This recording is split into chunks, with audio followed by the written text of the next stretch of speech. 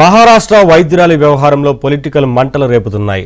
డాక్టర్ను ప్రభుత్వమే హత్య చేసిందని కాంగ్రెస్ అగ్రనేత రాహుల్ ఆరోపించగా కేసును నిష్పాక్షికంగా విచారణ చేస్తున్నామని సీఎం దేవేంద్ర ఫడ్నవీస్ తెలిపారు. వైద్యురాలి ఆత్మహత్యను రాజకీయం చేయొద్దని కోరారు.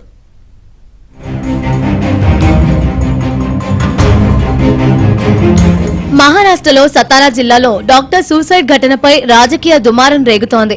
కాంగ్రెస్ అగ్రనేత రాహుల్ గాంధీ ఎక్స్ వేదికగా మహారాష్ట్ర ప్రభుత్వంపై విమర్శలు గుప్పించారు.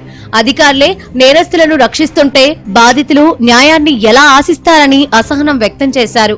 వైద్యురాలి ఆత్మహత్యను ప్రభుత్వ హత్యగా రాహుల్ అభివర్ణించారు. న్యాయం కోసం పోరాటంలో మృతురాలి కుటుంబ సభ్యులకు తాము అండగా నిలబడతామన్నారు.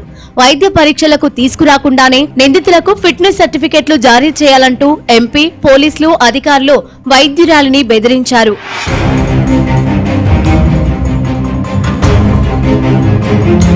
రాహుల్ ఆరోపణల నేపథ్యంలో ఫల్టాన్లో మహారాష్ట్ర సీఎం దేవేంద్ర ఫడ్నవీస్ పర్యటించారు.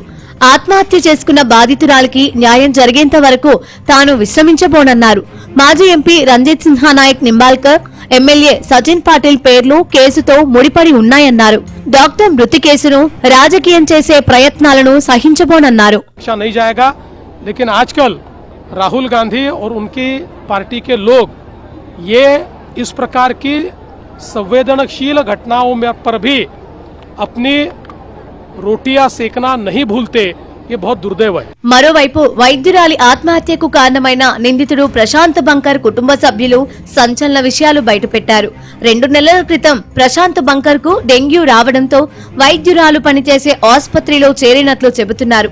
ఆసుపత్రిలో ఇద్దరు దగ్గరయ్యారని, ఈ క్రమంలో తమ సోదరుణ్ణి వివాహం చేసుకుంటారని కొన్ని రోజుల క్రితం డాక్టర్ మెసేజ్ పంపించిందని, ఆ ప్రతిపాదనను ప్రశాంత్ బంకర్ తిరస్కరించినట్లు కుటుంబ సభ్యులు వెల్లడించారు. ఆ కోపంతోనే చనిపోయే ముందు తన సోదరుడి పేరును ప్రస్తావించినట్లు సుశాంత్ బంకర్ ఆరోపిస్తున్నాడు.